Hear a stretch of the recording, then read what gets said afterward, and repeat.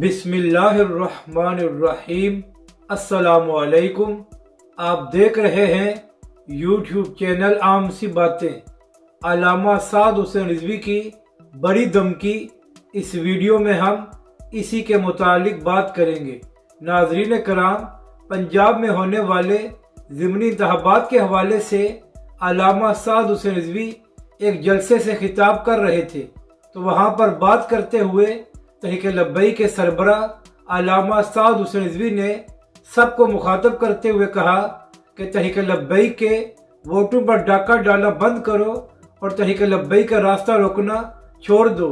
اگر تم ایسا نہیں کرو گے تو پھر تحریک لبیک پاکستان وہ راستہ اختیار کرے گی جو تم سے برداشت نہیں ہوگا۔ تو اس لیے باز آ جاؤ اور ہمیں پاکستان کے آئین کے مطابق اپنا کام کرنے دو۔ اپنی رائے کا ضرور اظہار کریں کہ آپ کو یہ ویڈیو کیسی لگی، اور ہمارے اس چینل کو بھی سبسکرائب کریں۔